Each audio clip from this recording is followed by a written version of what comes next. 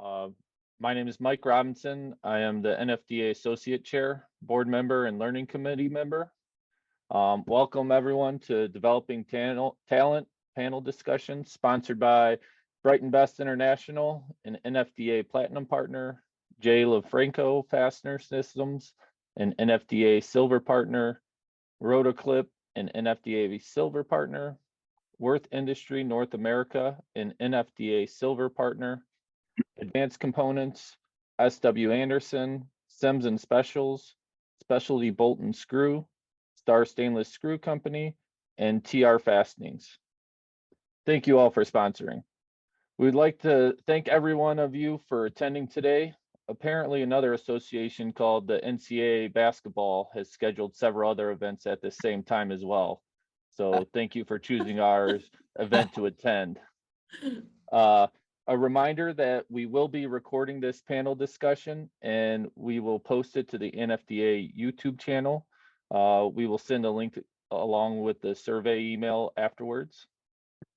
Now I'd like to introduce our panelists for today. We have Matt Boyd with Parker Fasteners, Gary Cravens with Advanced Components, and Kevin Godin with AFC Industries. Welcome, guys. Kelly Charles will be our moderator for the event, and I will now turn it over to Kelly. Hi, everybody. Thank you for joining us today. During today's event, everybody's going to be muted except for the panelists and myself. We'd like you to utilize the chat box for any questions that you'd like to present to the panel. We're going to start off by letting each of our panelists introduce themselves and share their top tactics for hiring, cultivating, and retaining the talent, and then we'll move into the Q&A. We are going to start today with Mr. Gary Cravens. Hello, everybody. Gary Cravens with Advanced Components. I'm the president of the company. We're here in Carrollton, which is a suburb of Dallas, Texas. So I know a lot of you guys, but for everyone I don't, it's nice to be talking to you today and really appreciate you guys tuning in. So first of all, I just want to say, even though we're a small company, in order to be competitive out there, we really are focused on running our little business like it's a big business. So we're really committed to providing our employees with the best facilities, equipment, technology, training. We really want everyone that works here to be able to enjoy their time. The investments we've made have really paid off for us. I mean, we've been able to grow our company by over 50% in the last 5 years, but we've actually done it with, fewer people, but they're better trained, they're more motivated. So, I mean, ultimately, what are we doing to retain talent, develop our people? So I really like to get down to the heart of the matter, like, what do people really want? And I think more than anything, people want their voice to be heard. And they want to really feel like the work matters when they go home. It's like they want to feel like they helped somebody and that it was meaningful. So I think whatever we're doing is working because at Advance, our turnover is really low.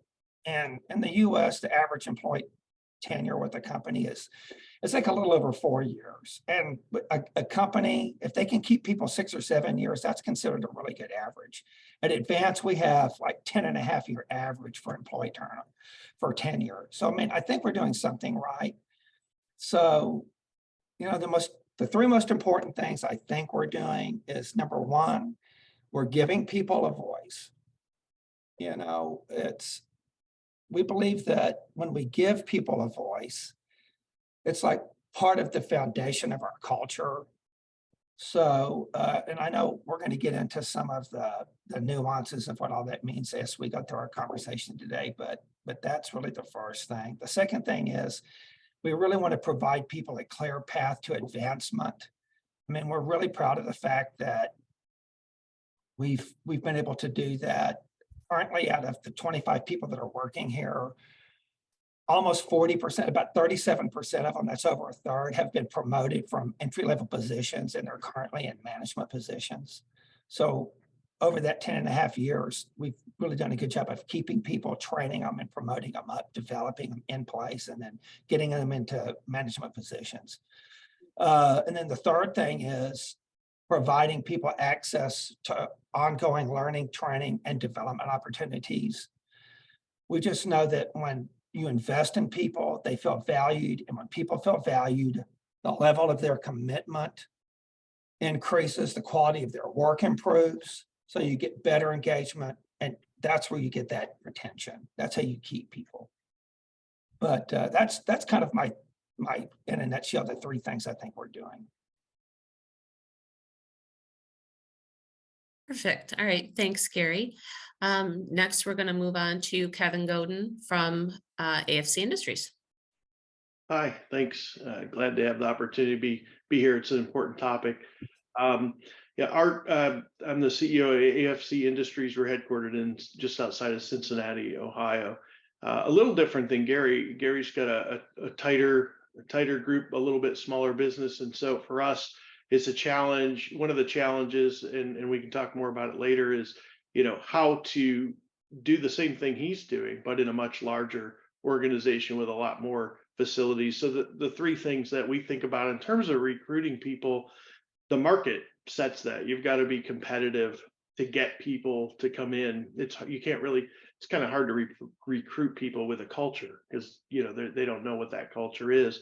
But we find the culture is really important to retention. And then in terms of development, really access and opportunity, feeling part of the team, feeling part of something that is bigger is important. A lot of the same things Gary mentioned. And we have a lot of different approaches to that we use. We do have some professional development programs internally, but it really boils down to being honest with people, giving people the freedom to develop. Meaning, you got to allow people to make mistakes to learn if you want to develop them. And if you're developing people, you tend to retain them better. Just creating teamwork. And so, we're constantly looking at ways to improve that. I'm looking here not only to be contributing, but also to learn from what other people are doing. So that's sort of our approach to things. Try to keep it simple. Try to operate a large business with the efficiencies that we have to operate with at scale, with the values and interpersonal relationships of a small business. That's what we try to do. Great. All right. Thanks, Kevin. All right. And finally, Matt Boyd from Parker Fasteners. Hello, everyone, and appreciate being part of the panel discussion. I'm the Vice President of Sales for Parker Fasteners. We're an 11-year-old fastener manufacturer located in Buckeye, which is a western suburb of Phoenix. So the 3 points I wanted to bring today, I think are all points that everyone here on the call is practicing, but the first one is more of a reminder than anything else. And in our 11-year history, we've pivoted our company quite a bit, and we've asked our employees or team members to change for the customer and for the market. And I want to just remind everyone to keep the compensation in line with what you're asking your people to do.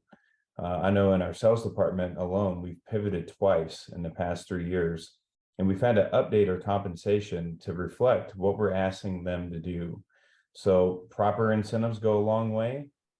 Even our folks in production have a profit sharing opportunity. So as a collective department, if they hit their metrics or even exceed their metrics, they're going to see that in a profit sharing bonus that we share with our employees monthly. So just making sure that those incentives are properly aligned, because our business changes, and as we pivot and make changes, make sure that the compensation follows. And similar to what both panelists already talked about, appreciation is valued.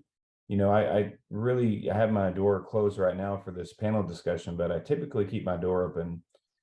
As leaders, we all need to stay approachable, and sometimes it causes it to be a longer day because you have so many people come in and asking for advice or asking for your opinion.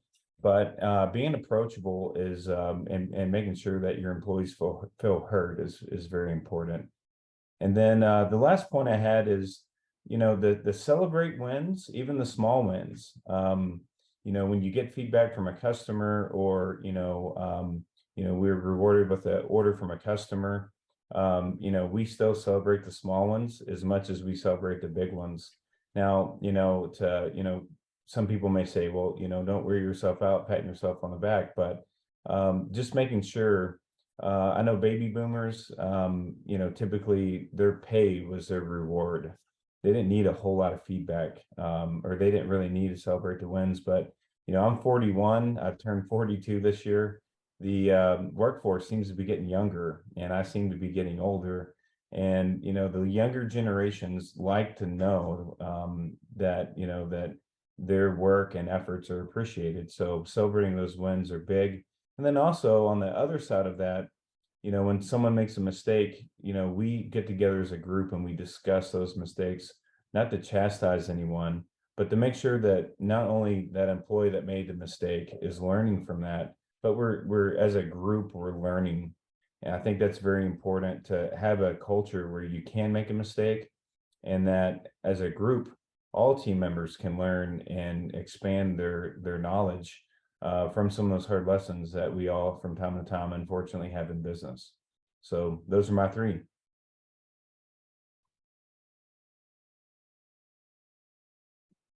All right. Thanks, Matt. Yeah, I think we can all agree that sometimes the hard lessons are the ones that you remember. And, it's a tough business environment right now. And yeah, I think celebrating, the victories where you find them is really important to keep your staff motivated and keep them, working towards those goals. Thank you, Kelly. Yeah, good. Well, we could use a few questions in the chat, but I actually have a few topics that I'd like to bring up. Kevin, you had mentioned, rewarding, performance and not necessarily potential. We talked about it in our pre-meeting. But if you want to maybe expand on that a little bit. Yeah, so I think with regard to development and creating opportunities for people, one of the things that, there's all these books published and articles and conferences about developing talent. And a lot of it, I hate to say this, but I think a lot of it is a way for, executives to pump up their own egos. I don't think that it's a unilateral thing. I don't think that there's a one thing you do to do that. I think that what you have to do is create opportunities for people. And that goes to some things Matt said in terms of allowing people to make mistakes and things. So you provide opportunities, you see who rises to those occasions, who wants to do more, who wants to learn, and then you respond to that. And so you're going to increasingly give access and additional opportunities to people who are seizing the opportunities available to them. And then in terms of career path, as people are successful, you reward that. And what I think happens with a lot of businesses, especially smaller businesses, I see you get a person in who's got a lot of potential, and it's like we're afraid to lose that person. We want to develop that person, so you throw kind of too much up front, and you put them in a position both in terms of compensation and expectations where you're kind of making it more difficult for them to develop. And so because you've kind of elevated the expectations to a point where you haven't put them in the best position to succeed and to grow. So I think you have to constantly be communicating about why you're doing what you're doing and what the opportunities are, but you should respond to people who are performing, not simply respond to potential, because two people who both have immense potential, one of them is going to become a key person, the other one may not. There's a lot of factors that go into that. Yeah. Thank you. All right.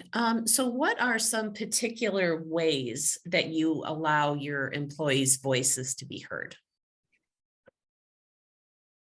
So You know, that's why. So, Kelly, we talked about that in our pre-meeting, like last year, we stopped doing like the annual reviews. We actually had an annual review, then we went to quarterly reviews, trying to, break down that automated. It just got to be like an automaton, like, you just had this, is it fair, medium, good, poor? And nobody ever wants to get a poor, because if you get a poor, then you have to have a remediation or something. And so after a while, we're like, well, how do we get more in touch with people, and how do we make sure that we're hearing what their needs are, and how do we get development opportunities? So we tried quarterly meetings, and it was a little better, and so after some research and talking with people, we decided we're just going to ditch the annual quarter reviews altogether, and we're going to go to like what we call one-on-ones with managers, where our managers sit with everyone on their team every month. And it's a briefer period, 5, 10, 15 minutes. It's like more informal. It's not structured. We're not measuring things and sitting down and like you're getting a grade on a certain thing. You definitely can set a goal if you want to. If someone says, I really want to try to grow in an area. And so you can set a goal like, oh, hey, when we talk next month, let's try to see if we can get some resources your way, and even set aside some extra time, but, and you're the whole time you're trying to foster the mentorship, the coaching, the development, but it becomes more informal, and we're not documenting things like, you got a red, yellow, green, or a 1, 2, 3, 4, 5. And it kind of disarms people and makes it more like, it's a partnership, and we're really there to help build you up. I mean, it's been working pretty good for us. You just have to really commit to it. So it does come from the top down. It takes me working with my leadership team and then driving that on down, because if I'm not staying on it, it'll disintegrate. That's a big investment of your time, but you found that it's working for you. Yeah, I mean, I think it's so far so good. Good. All right. We talked a little bit about professional development programs. Can you guys give me a few examples of some of the programs that you have, and talk about whether you've developed those internally or used sort of an outsource? So I'll elect for this one. So we're doing both. We set up a training plan for each department, and it has like the very documented formal. These are the things that in this position. These are things you need to know, and you need to know well. And we're constantly. It's not like set it and forget it. We review them on a regular basis and say, okay, we're starting to see some areas of improvement. We need to make sure and maybe readdress, retrain. We even have what we're doing, train the trainer right now. So we're going back and retraining the people that do the majority of our hands-on training. But to really develop, and make sure the team members feel valued and invested in. We're not just doing professional, we're also doing personal training.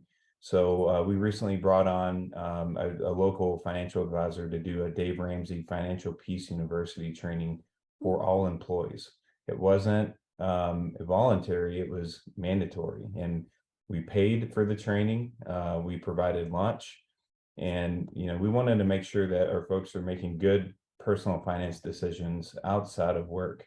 And for the ones that wanted to kind of continue that, because it was an 8-week training, we even offered a coach for anyone that was, working on a project for their personal finances. So, it's for us, it's personal and professional development that we take some ownership in. And then we've also partnered with the local university, Northern Arizona University, to do some leadership training for anyone in a leadership position. And we also included folks that we kind of have earmarked for future leadership positions to also put them in that training. It's a college accredited class, and they get college credit. So we're every quarter we want to make sure that we're investing in all areas of our team members. we do a blended approach as well. So we have a PDP, professional development program. It's not tied specifically to a job function. It's exposing people to basic business concepts, right? So that they understand what's important in running a business. Obviously, we have an LMS we're investing in and continuing to roll out for training, learning management system that we use for tracking training within departments. But beyond that, there's the PDP program, and then there's for people who've stepped into senior management roles that might not have that experience. We set up regular meetings with them every couple of weeks usually. And we rotate different executives in there. We just talk about what they're experiencing and what they're working on. And so sometimes it's specific to something that they are trying to accomplish, but more often than not, it's about how to handle, coaching issues with employees, or how to, you need a piece of equipment and it was denied. Why? Like, how do you lay out a capital request? Just things that you need to know as you progress in those ways. But I would say the biggest thing we do through those two is provide access to executives and access to other subject matter experts in the business. So if you just went through our PDP program and all you learned was the content, I mean, that's good. But really what they should be doing, what we encourage them to do, is to continue to build their network, because a lot of the learning and development takes place informally through conversations with people who are in other parts of the company or at more senior levels, rather than in sort of any kind of classroom learning type environment. I mean, like for us, because, we're a smaller company, we don't have such a formally structured program. We're not outsourcing it to a professional company, and we don't have a lot of people systematically moving up. Like Kevin has a real need. He's acquiring businesses and he's got people all over the country. So he definitely has a need to develop talent, pretty rapidly, right? Especially at executive level. So, and we've done our share of that, but it happens slowly over, many, many years. So it's a little slower for us.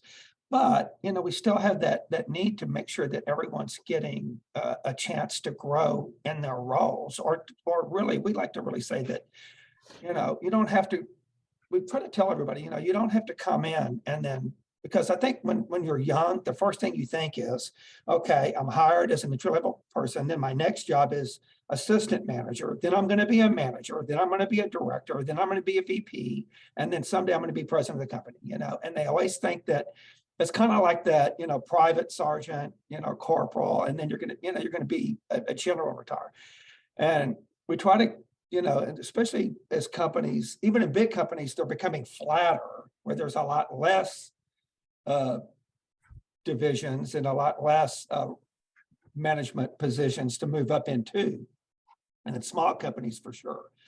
So we try to talk about, expanding your role. Like you can be, you can build your own empire and never get a title change, but you can make a lot more money. And sometimes even more important than money is like you can kind of control your scene, or control your, control your day, and get more, autonomy and power. And we have a lot of people doing that, even in the warehouse. If you're in an area or part of the warehouse, you have, a couple of big customers, or maybe you're the best guy in that section of work. And, you don't definitely have to get a title change, but, we know that you're the best person in that role, and we talk to you about it. And we try to tell people that, you're the best at this. And so, we want to make sure you're compensated for that, kind of like what Matt was saying. But also there's more responsibility, because even if you don't realize it, people are looking up to you. Like, you're the best packager we have, and there's several people doing that, and you're kind of the king of packaging now, or if you're in inside sales, maybe you're managing one of our key accounts, and that's a really big deal to us. It's a major significant part of our business. And so we want to make sure that, what resources can we channel your way to give you additional skills. Maybe we let you sit in meetings. Maybe we send you to some trade shows. Maybe we put you on the road with outside salespeople to go to some other customers, like what Kevin was saying, to build your network, to build your skill set and communicating. And so, it's not as formalized, but it's the same thing. We're trying to get people to build up their skills. Yeah, I just want to follow on that, Gary. That's tremendously important, that people don't associate importance with a title, because that's not real world. Some of the most, everybody's important or they wouldn't be here. And some of the most important and influential people in the company aren't senior management people. In fact, most of them aren't. And so that's, we think of it as we're here to serve them and allow that, make sure they have the tools they need to do what they need to do.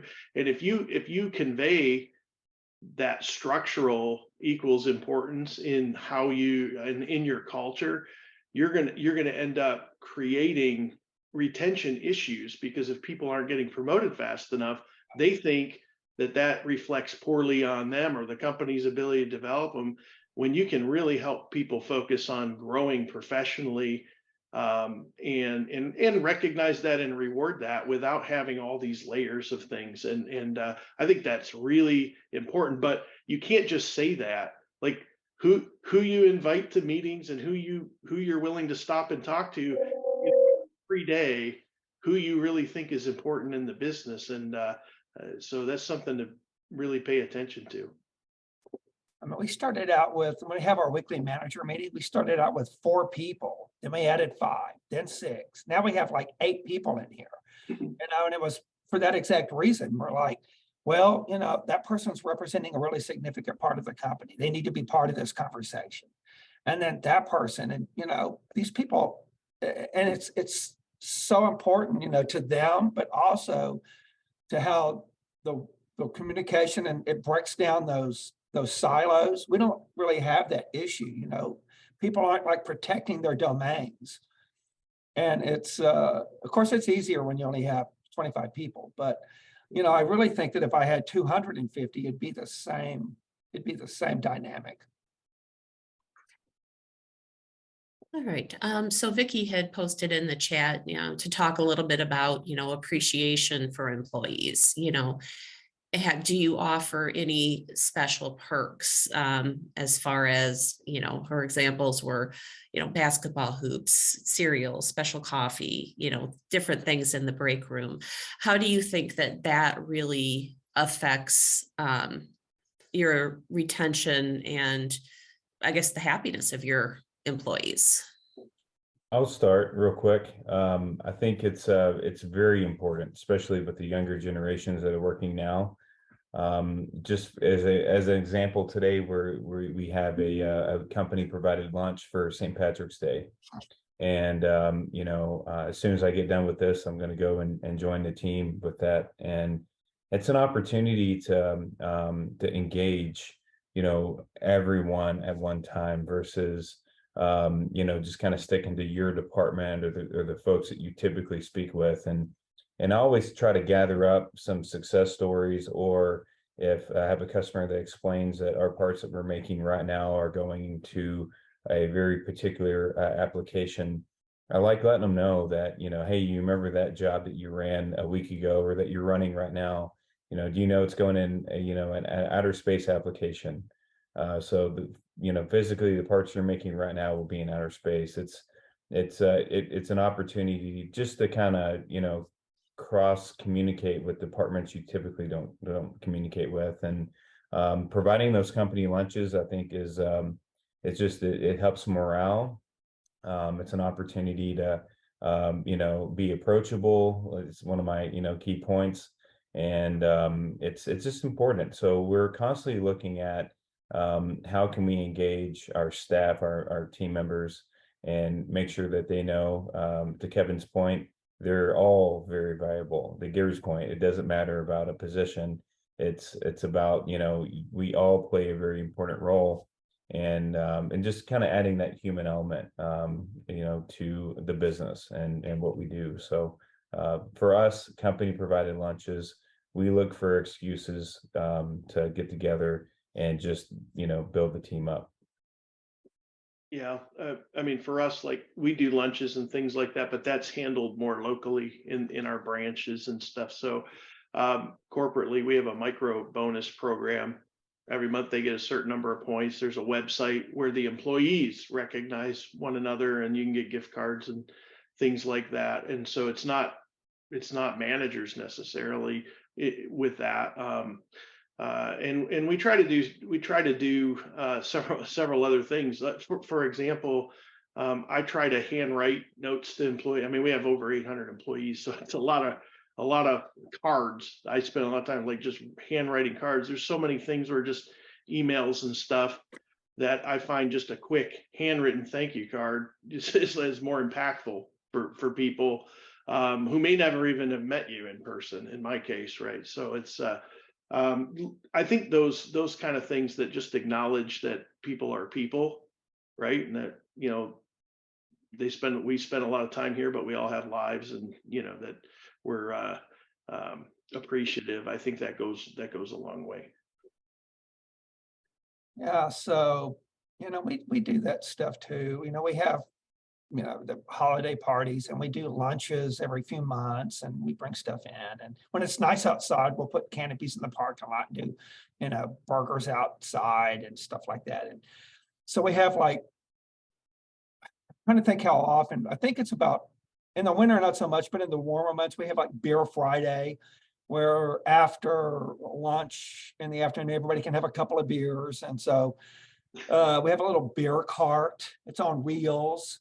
I don't go and buy a bunch of, some people don't like beer, so we have White Claw and stuff like that. And Mallory wheels it all around, and everybody gets a beer, and it's really, really popular. So the warehouse guys, if they're going to have a beer, then they have to have all their, no more forklift or no more man lift or any of that stuff, right? No more machinery can be operated. So sometimes they don't have a beer until like 2:00 or something. And then after that, they can't operate any equipment, obviously, right? So, but it's really fun, it's everybody's having a beer, and, that's a pretty cool thing. Gary, I want all my orders shipped before 2:00. For sure. Okay, I'll make a note about that. Well, and Lyndon wants to know if you have any openings. Yeah. I do want to tell you one thing that's really interesting, though. When I first got to Advance almost 20 years ago, just about respect for people, it's so interesting. Like, there was such a dichotomy between the upfront white collar workers and the warehouse. The guys in the warehouse were so freaking disrespected. There was an all beat up lawnmower back there.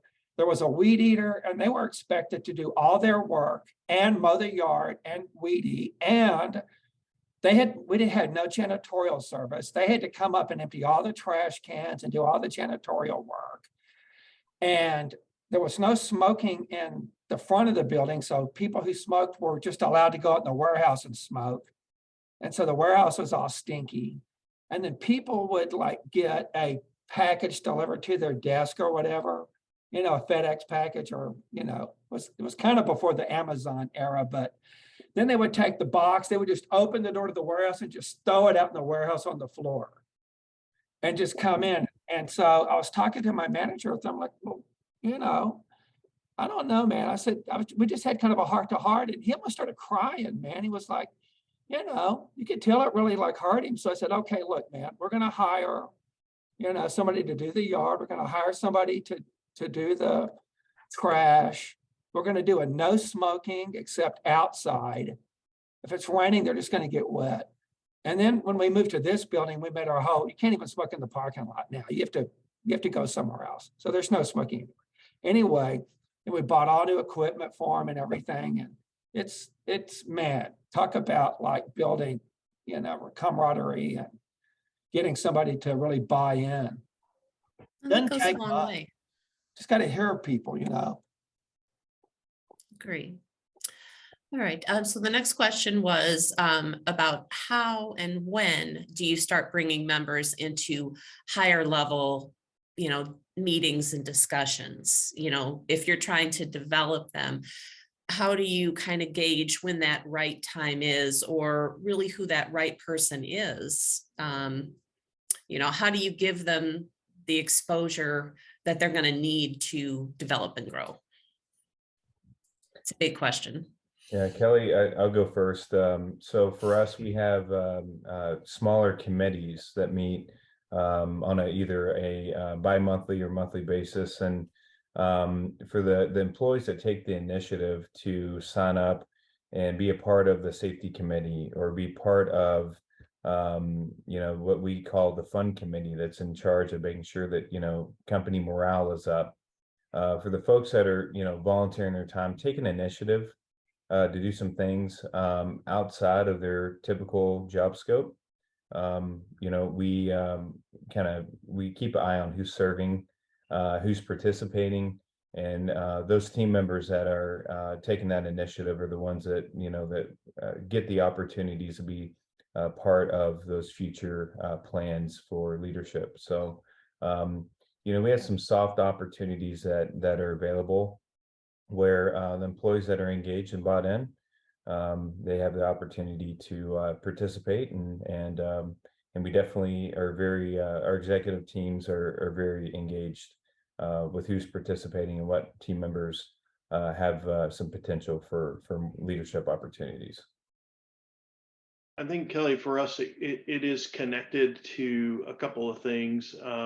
One is kind of where they're at and what their trajectory is, but it goes back to the rewarding performance versus potential. If people step up and they're exhibiting, some higher level thinking, then we'll have them sit in on meetings, and we're always talking about opportunities to do that. Obviously, everyone's busy, and you've got to be willing to make the time for that. And we sort of use the old training square kind of thing, if you remember that. Like, I'll pull someone in, I'll go, I'm going to put this call on speakerphone, you just listen, right?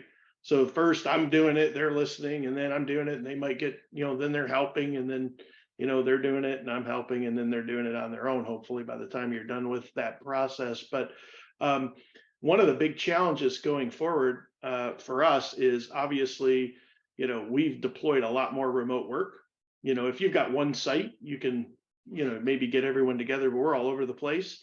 And so we've got people remote. And if you've been doing the job for 10 years, that works well. But for the newer people we're hiring, how do you get them to have those osmosis events where they can sit in and hear? And so that's something that we talk a lot about. How do we get these newer folks, the youngest folks, the less experienced folks engaged? Just, it used to be you're sitting next to somebody overhearing things, and now in a lot of cases we're losing that. So we need to be intentional. I guess that's the point. To answer your questions, you have to really, it has to be important enough to you where you're able to pull somebody out of doing something else they're doing to let them do that. Right. Yeah, for us, it's really just what these guys said. It's like, it's freedom within a framework. When you have new people, you have a certain amount of freedom.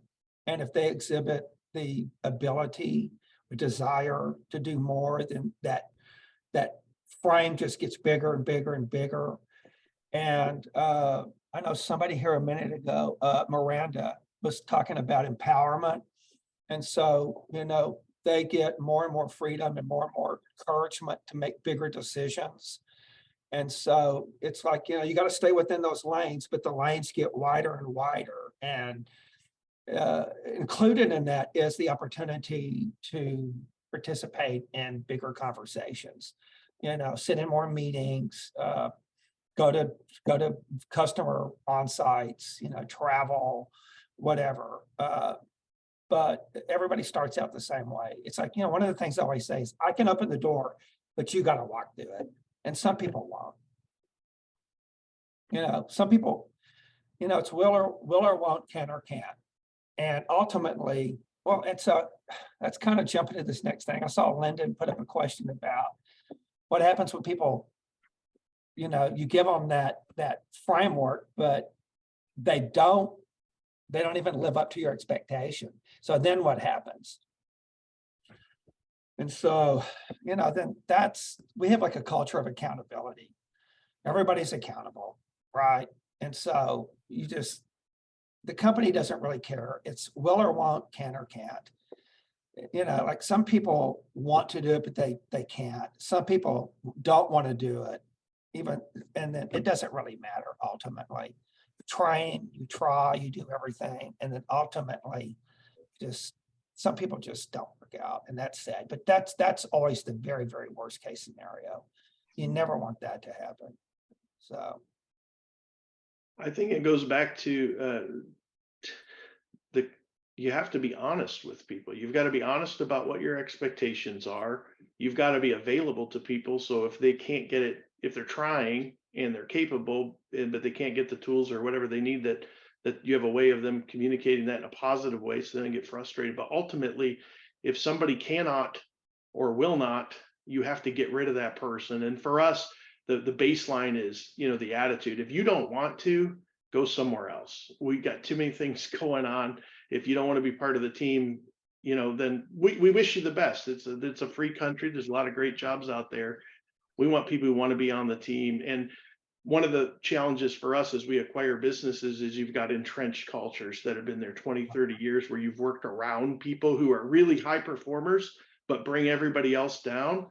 I'd rather have a team of B players than an A player that is running off all the other B and C players. So, our challenge is getting people comfortable enough to realize, yeah, you can let the person go. We will replace them. We'll work with you to get that, because people a lot of times have come from cultures where that's been accepted, and it just creates more work for the supervisor to address it, because then they're stuck without somebody doing that work. And you've got to create an environment where they understand that, that there may be short-term pain, but listen, if you've had 3 conversations about somebody's performance, like at that point, it's like they're probably not going to work out. You should just cut your losses and move on.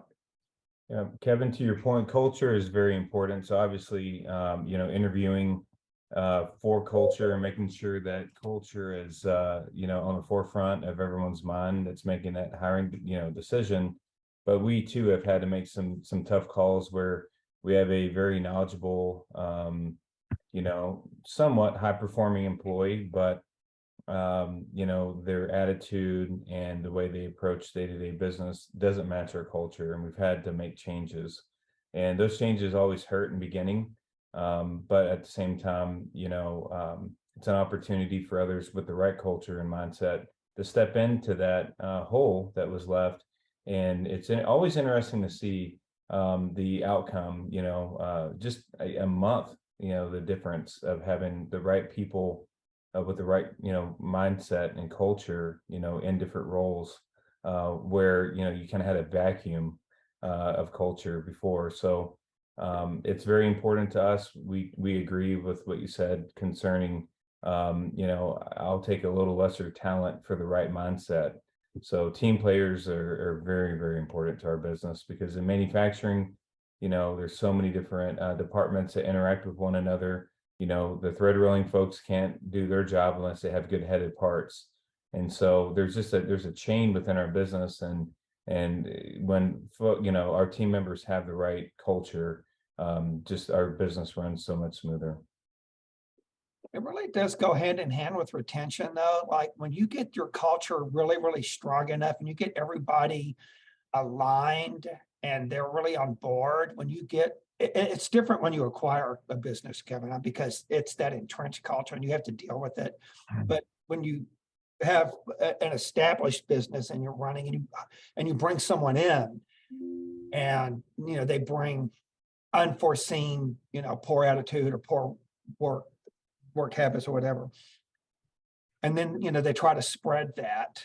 If you have a strong culture, it's amazing how powerful it is. I mean, we've had a number of people just quit because, they try to spread that and everybody else is like, no, we're not having that. And it's like a splinter, it just gets popped out of the body, people won't tolerate it. Yeah, the whole, you have to be willing to address those things. The whole team gets a lift. If you walk into just teams that aren't performing well and you say, assuming it's a personnel, not a process issue, like who's the problem? They're all going to point to, everybody knows it. And if you're not addressing it, you're enabling it. Like whatever you don't address, you're encouraging. And so, you know, you want to create that culture where the team doesn't find it acceptable, and you've got to be willing to be honest with people and have difficult conversations with people. In the long run, I think it'll work better. Most Agreed. people are like, what took you so long? Right, like everybody else knew that needed to be addressed, you know, 3 months ago. Yeah.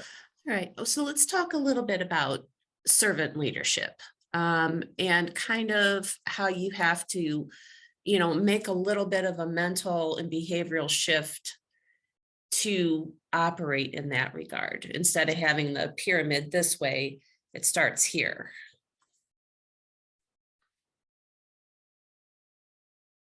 So, you know, here at Parker Fasteners, we definitely, you know, we don't just have an executive team for the, you know, the president, vice president, and the directors, but we have two separate executive teams. We have a plant leadership team. We have an office, you know, executive leadership team as well. And so, you know, we work on issues. We, you know, work on process improvements. And then we meet together monthly and make sure that, you know, everyone's meeting, you know, each other's needs. And, you know, we definitely practice a policy here at Parker Fasteners where the leaders, you know, we don't view our employees as they work for us. You know, we work for them. We, you know, like, you know, Kevin said a couple times, you know, making sure they have the right tools to do their jobs efficiently and correctly. You know, we're constantly asking, you know, what do you need? What can we do to help you successfully do your jobs? So, and our team members understand that, and they definitely, you know, use it. And sometimes when they don't, you know, speak up or communicate with us, you know, it can be a little disheartening, but it's an opportunity, you know, that maybe we have that one-on-one, or we take them out to lunch, and we make sure that they understand that we're all in this together. Everyone's important, and you know, we can't successfully do our jobs unless they're successful as well. So servant leadership is definitely practiced here, and you just have to do your very best with it, you know, and it's an ongoing project. It's never set it and forget it.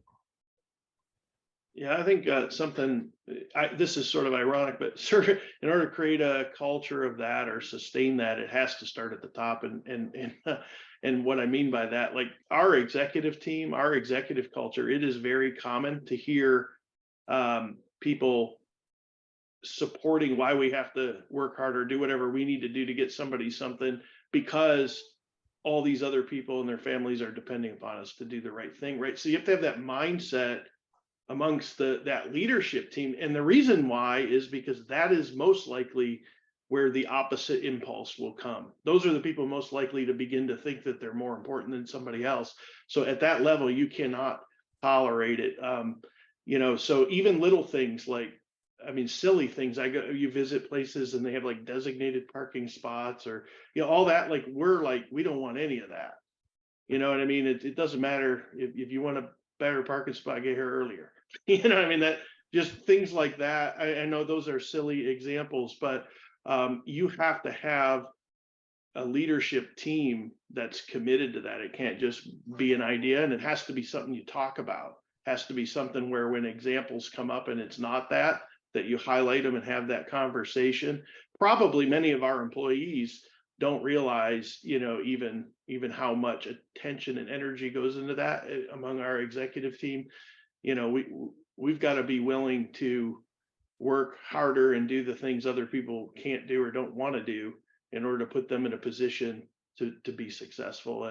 And if somebody isn't doing that in a leadership level, that's not acceptable at all. Like, you know, you can make mistakes in terms of decisions, but you can't let the team down because you thought you were too important to do the right thing. That's just can't happen. No, I think what Kevin said is true, that, I mean, servant leadership 100% starts with the number one guy, right? I mean, if you don't start at the top, it doesn't exist. It can't happen, because then you have to coach and exemplify that to your next level of managers, and they have to believe it, that that it's true. You can't go to your team leaders and hold them accountable for servant leadership to their teams if you're not exhibiting it to your managers. I mean, no way. I mean, every part of the culture has to be transparent and it has to be fair. And I got the fair part when I first started in management. I got that part right off. The transparency took me a little while longer. Yeah, I guess because I wasn't confident, so I always held some things back. But people called it out. They're like, yeah, we know what you're saying, but how does this part work? How does this part work? I'm like, well, it just kind of works. Like pay no attention to that guy behind the curtain. It's all right. And they're like, no, I want to know how that works if we're going to do it. So everything has to be fair and it has to be transparent. I mean, it's the same thing with compensation. It's the same thing with this leadership. Everybody has to see all the nuts and bolts and all the mechanisms. And they want to know, like, how's it structured? What's the plan? What's the tenets of the plan? And then, if you're going to hold me accountable, then what am I? And I'm holding people accountable, then, how does it work? Well, it's all personal responsibility. You have to be able to, trust yourself to do your job, but you have to trust the people around you that they're going to do their jobs as well. And if they're not, you need to have a conversation about it. So, all right, so I'm going to go back up in the chat a little bit, just to go back to the internal development programs. Where do you guys find your developmental material? Do you have outside companies that you use? Is it a library you've developed over the years? Can you speak to that? Personally, I'm a Ken Blanchard fan, the 1 Minute Manager and those types of books. They're nice and easy to read and understand. Ken Blanchard as an author kind of tells a story and he's teaching lessons as the story unfolds. So I'm a big proponent of that. But we've incorporated some reading where we we'll ask the team to get an audiobook and let's follow up with this leadership style or development in a month. And so it's been good to kind of when you're doing laundry or whatever to listen to different suggestions that other employees bring to the table. And like the open book management or the great game of business. Those are some of the things that we've incorporated our version of that. We haven't always followed some of those teachings right to the letter of the book, but we do, we're always looking for that. I'm also a member of a leadership roundtable group. So other sales managers and vice presidents of other companies outside of the fastener industry get together once a month, and we discuss trends and hot topics, and even discuss some of the issues that we're having, and we all work through them as a group. And I found a lot of value in that. So I definitely would recommend anyone that's interested in doing that to give it a try. Sometimes the groups are great, and sometimes the groups aren't. So you definitely have to be kind of mindful of that, but I think all those are areas that I personally use and our team uses to make sure we keep a good sharp edge on those kinds of things. Gotcha. All right, well, we've got about 5 minutes left. Gary and Kevin, I'll let you speak to that a little bit if you like. Yeah, well, so what I've noticed over 20 years is there's certain common themes: time management, getting things done in the midst of being really busy, being able to actually read and understand financial statements and how they connect to what's really happening in the business. So over the years, we've identified areas that virtually everybody can use help on, and often are don't want to say they need help with. And so we've built a library over time doing that. Also, I'm constantly asking other people that I know who've built businesses or managed businesses who are successful what kinds of things were helpful or are impactful to them. You know, I don't know if Gary remembers this, but I asked him that a few years ago.